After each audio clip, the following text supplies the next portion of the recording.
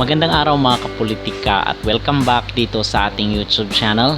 Pag-uusapan at ating tatalakayin itong naging laban ng Cherry Tigo crossover kontra dito sa PLDT High Speed Heaters.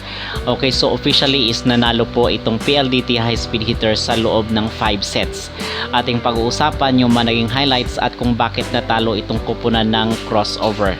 Pero bago ang lahat ay huwag kalimutang mag-like at mag-subscribe muna kayo dito sa ating YouTube channel para updated kayo dito sa ating mga latest valuable issue. So ito po yung naging official score kanina sa naging laban ng Cherry Tigo kontra dito sa PLDT High Speed Heaters. 23-25, 27-25, 25-15, 18-25 at 9-15. So nanalo po officially itong PLDT High Speed Heaters. Now sa first set, ito yung naging highlight sa kanila is medyo dikit yung laban. So naipanalo po ng PLDT 23-25 yung naging score. So dikit yung laban at talagang bukbukan ito at labanan ng mga ng mga imports. So walang masyadong naging highlights kasi naman dikit naman yung laban, pareho naman silang nagpapalitan ng mga score. So sa second set mga kapolitika, dito is talagang natambakan itong PLDT. Kasi dito na uminit itong si Cathbell, itong import ng Cherry Tigo crossover. Actually, muntikan na nga matalo itong Cherry Tigo sa second set at matapos itong mahabol ng PLDT kasi 19 yung score, 19 yung PLDT, din 24 yung naging score ng Cherry Tigo crossover, but nahabol po yon ng PLDT. So yung naging score dito sa second set is 27-25 dahil dito sa mga errors ng PLDT sa last part. Okay, at yung naging naging highlight dito sa second set is itong itong import ng Cherry Tigo crossover na si Cathbell. And sa third set naman is tambak pa rin po dito itong PLDT High Speed Heaters. Yung naging score dito sa third set is 25-15. So naipanalo po ng Cherry Tigo yung third set. At yung naging highlight dito mga kapolitika is as usual, ito pa rin naging import ng Cherry Tigo crossover. At magaling rin sila sa attacks kasi yung attacks dito ng crossover is 19, then sa PLDT is 14 lang. So obviously is lamang talaga itong Cherry Tigo crossover. And dito naman mga kapolitika kasi dito sa third set ay talagang natambakan. So dito naman tayo sa fourth set.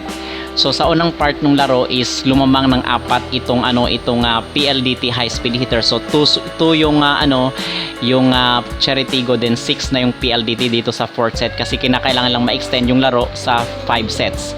Okay, kung gusto nilang manalo dito, kung gusto nilang ma-extend sa 5 set yung laro, kinakailangan na may panalo ng PLDT yung 4th set. So yun po yun. So dito mga kapolitika is naging dikit yung naging laban, naging 6-7 na po. 6 yung Cherry Tigo crossover and then yung PLDT is 7. At buti na lang is talagang hindi na hinayaan ng PLDT na makahabol pa itong Cherry Tigo crossover. At hanggang naging 5 na nga yung lamang at itong PLDT ang nanalo dito sa 4th set. Yung naging score is 18-25. Okay, so dito naman sa mga kapolitika, dito naman sa set 5 kasi ito yung pinaka-crucial at yung talagang climax ng laro. So 5 sets po sa set 5 is 15 po yung naging score ng PLDT and then 9 lang po yung Cherry Tigo crossover. Now dito is yung pinaka napansin talaga ng base doon sa naging laro at napansin rin ng ating mga netizen is ito talagang si Cathbell is napagod na. Okay, kasi napag-alaman natin dito sa naging match nila is 40 points yung pinaulan na score ni Cathbell kontra dito sa sa PLDT High Speed Heaters. So basically is hindi masisisi itong import ng Cherry Tigo kasi siya yung naging scoring machine. And ang pinaka dito mga kapolitika kasi sa 5 set, ito na nga yung pinaka-crucial is talagang binantayan na ng PLDT itong kailang import kasi ito nga ay dito talaga natin makikita na kung saan yung bola, yung paghagis ng bola is talagang doon na sa import nila. And obviously is nabantayan po yun ng PLDT High Speed Heaters kung kaya hindi na siya makapaulan at makapagbigay ng puntos dito sa kanyang team na Cherry Tigo crossover.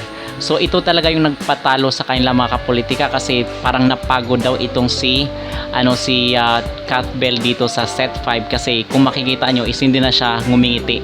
Okay, hindi na siya nag-i-smile. Kung ikukumpara mo kasi dito sa aura ni Samoilenko, itong import ng PLDT high speed hitters ay talagang all smile itong si Samoilenko kung nakakapuntos. Kung ikukumpara mo dito sa sa energy na binibigay ni Kat Bell sa kanyang team, ay talagang parang lagi nakasimangot at sobrang seryoso nga itong si Kat Bell. So na-impluwensya niya yung kanyang mga ka-teammates, at parang wala nang focus, na wala sila ng depensa dito sa set 5. So yun po talaga ang pinaka main reason dito mga kapolitika, bakit natalo itong Cherry-Tigo crossover. At dagdagan mo pa na doon sa pinakaunang part ng 5 set ay talagang natambakan sila dito ng PLDT high speed hitters.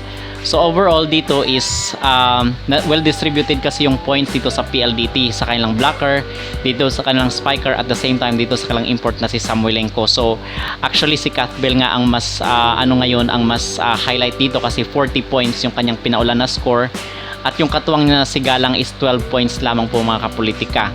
At dito naman sa sa PLDT high speed hitter na side is 37 points yung ibinigay ni Samoilenko, at si Ceballos naman is 12 points. Yun nga lang dito sa side ng PLDT is meron silang katuwang itong pagpapaulan ng blockers ni Majoy Baron. So isa rin po yun sa mga naging reason bakit nagtagumpay itong PLDT high speed hitters na talunin itong Cherry-Tigo crossover.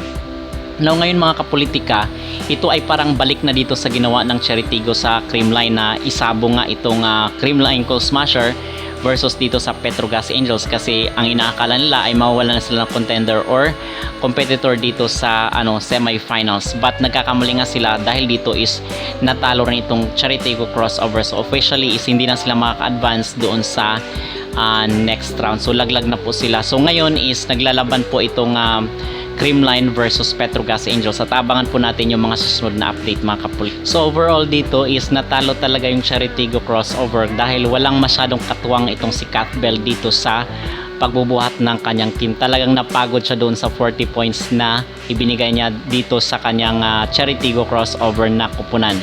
Okay, kasi yun ang maging disadvantage pag sa isang team is isa lang yung tagabuhat, just like doon sa nangyari kay Marina Toshova dito sa Capital One. So mas maganda pa rin, mas mainam pa rin na marami talaga yung nagbibigay ng punto sa isang team para maraming bantayan yung opponents. Okay, so yun lamang mga kapolitika ang ating overall na assessment at ating final na analysis dito sa naging laro ng PLDT high speed hitters kontra dito sa Cherry-Tigo crossover. Kayo, ano sa tingin nyo ang naging dahilan bakit natalo itong Cherry-Tigo kontra dito sa PLDT? Mag-comment down below, at huwag kalimutang mag-like at mag-subscribe na rin kayo para updated kayo dito sa ating mga latest issue.